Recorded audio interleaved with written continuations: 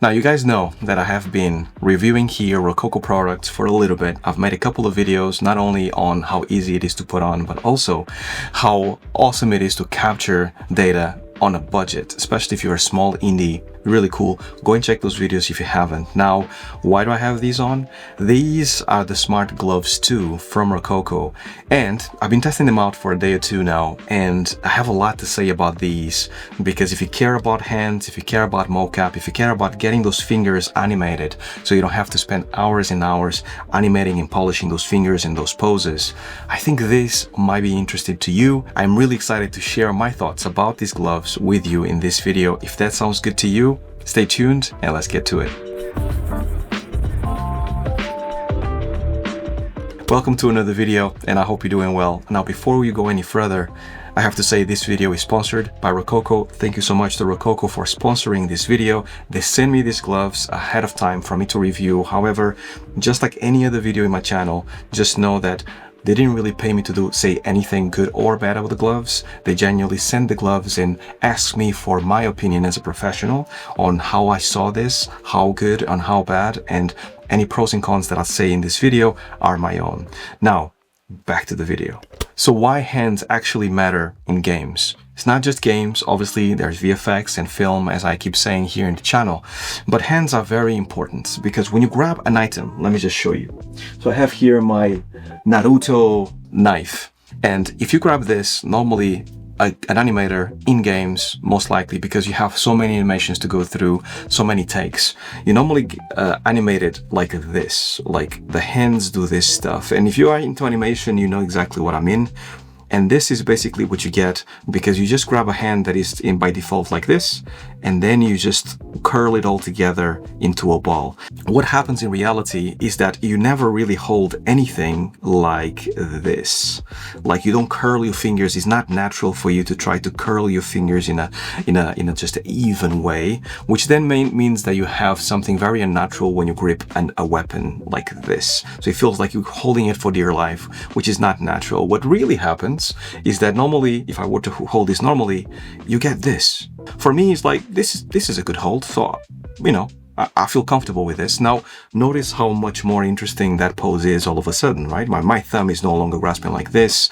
I'm doing something interesting with my thumb, my finger, and also all these fingers are not even, they're slightly offset of each other. And this is really important because one of the things that we do in games the most is having these stiff hands all the time. And part of the reason why we have that is because we have to go through so much motion capture, so many animation takes, doesn't matter if it's hand key or motion capture. And because of that, the hands are very low prior when it comes to actually making a game, because you're looking at the body, you focus on the body a lot, so hands are secondary. Now, the projects that I've been that actually had the best hands were always the ones that we managed to capture the hands, because the data is already there and you know more or less what the hands are doing with that weapon. So therefore you just have to tweak it a little bit in order to maybe, you know, opening it a bit more or maybe curl the fingers a bit more, but you have a base to start with. And that base is what I want to actually hint in here, because it's very important for you to get your games to feel a bit more natural. So if you actually have a big weapon that you have to throw, or a big weapon that you have to absolutely, like, you know, swing around with effect, the way you hold it is very important. And we'll go back to the gloves now, because the more accurate data you have of your fingers, the less work you have to do in game when you actually get that data back. Now, this is especially true of indie devs, because as indie devs, it's completely normal for you to then spend even less time cleaning up the hands, because you just want to see something moving in your game and you're not really bothered about quality. So the more quality you can get from your raw take, the better it is. Now, I've tested the Smartgloves I, and I still have them here, and they were good, and good in a way that, you know, you can actually get some decent data, but we still have to do quite a lot of work. It's still less than actually having the hands doing this as you are moving around, because with this you need to basically get that thing to be, like, you know, cleaned up all the time, because this is what you see when you put that weapon in your hand. You just see this happening all the time, so it looks really bad. So no matter how much of a polish you need, you still need to do at least this, right? But with the Smartgloves 1, you can get at least something decent, but it's not going to be super tight because the data is not incredibly clean. Now, looking at the features of these gloves on paper is enough to give you a hint of how much they revamped it. And in all honesty, they look very similar to the very first ones, but there is so much tech that has been improved on. You can tell Rokoko has been doing their homework to improve their tech. So I'm going to read through some of the stuff that they actually improved. So one of the things that they improved on that actually is really good is the refresh rate, also called IMU. So it went from 166 Hertz to now 250 Hertz. So what you get as a result of all this is more fine details, less micro jitters that you get, especially when you're capturing things early on, and also cleaner curves in Maya when you export your finger data ready to clean up. So now something else that they improved on is the sensor fusion and the magnetometer. So they rebalanced how the EMF, the accelerometer, and the gyroscope work together, which means more dynamic accuracy. And what this means for you, and especially for indie devs, is that you don't have to put a full suit on to use the gloves now. Small teams that are just doing hand capture, this is perfect because you can just power them on and then do those motions, get the data, come back. And then another thing they've done, which I also seen here in my tests, is wrist accuracy. This sensor here, as you're moving your wrist and moving it around, that accuracy is much improved. And it dropped from 1.5 millimeters they had before to about 0.47 millimeters. Now what that means to you and to me is actually you get more stable wrist rotations for the glove. You also get a cleaner integration with the smart suit, so you also get less post-stabilization, which means that after you finish capturing the mocap, you go through the stabilization process within the Rokoko app. And then lastly, most stable weapon grips. So if you're actually grabbing a weapon, and I have here my Lego pistol right here, when you do this kind of stuff, this means that this is going to be much more accurate as a result. Now there's another feature here with a Coil Pro that I haven't been able to test because I don't have a Coil Pro, but this is more for the more professional productions that want more accurate data. Normally have this Coil Pro, which is an addition to the smart suit. And what this gives you is bigger capture spaces, you get less signal degradation, you get more flexible staging, and then you also have a much better integration with the Smart Suit Pro when you actually have the whole gear on. And this is especially important for multi-actor shoots, which basically bigger productions need. So if you have, a pair of suits and a pair of Smartgloves II, it means that those fingers will come accurate for both characters. And part of this redesign goes with, high impact mocap shoots. Now, I've been in quite a few of those, and the amount of things that you get an actor to do, as in like punching things and like stretching things and roll off bars and stuff, all this stuff is important for you to know that the gloves are going to withstand several shoots. And you know that you actually can it's an investment, they're not cheap, therefore they're going to last for a long time. Now, I'm going to go ahead in this part of the video and give you a demo, live demo, and also I'm going to share some videos of some of the things that I've seen because I think it's worth you seeing how accurate these gloves are. What I have here is very much two power banks. So I have one old school one that I got a long time ago.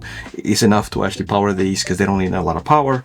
And then I also have this other power bank here, which is a bit more powerful, but still both of them work. Just so you understand that power banks, doesn't matter if it's like a brand new one, Anchor, that has lots of battery capacity, or if it's an old one that it was super cheap.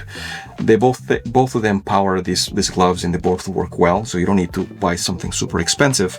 Now the only thing you need to do is set them up in the Rokoko software, and the only thing you need to do is plug your gloves to your machine, and then it asks you for a firmware update, which I already did. Connect it to your Wi-Fi, which is ultimately what is going to be used for you to basically see the data in your screen, and you're good to go. Super simple, and I'll maybe add a little screenshot here how that looks, but once it's done, you're ready to go. Now here on the top left here, as you can see, you have like these connected devices, and at the moment there's nothing. So as soon as I plug my gloves, now that they are set up, what I'm gonna get is a green flashing light. So I'll show you here.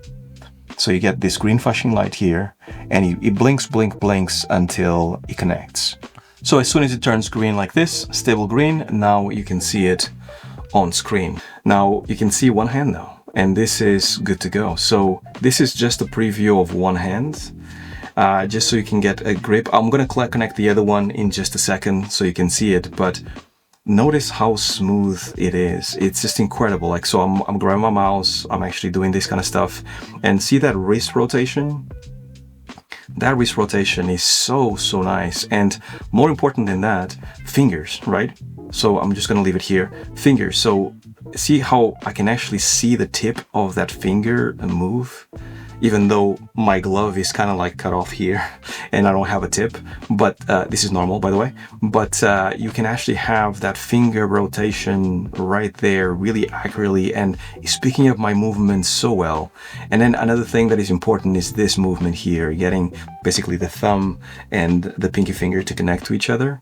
And this is, I feel, is the ultimate test, because like a lot of the time you actually get a lot of intersection between these two, and you get a really nice connection.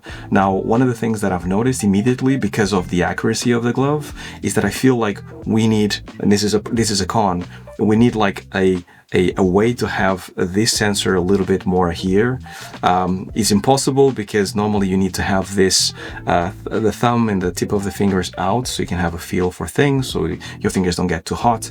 But you can tell that the thumb is not as accurate as the other fingers right here. So if I move it like down like that, then you can get to see like the thumb moving. So hopefully you can see it well, but yeah, you can see that that thumb is moving, but it's mostly just grabbing this information here more than grabbing actually the tip of the thumb, which it's actually, you know, it's not a big problem whatsoever. When you grab things, you actually get it, but I kind of wish that it was like a little bit higher. But it's only because he's so accurate with all the rest of the fingers, because I kind of never have seen something so accurate, especially at this price level.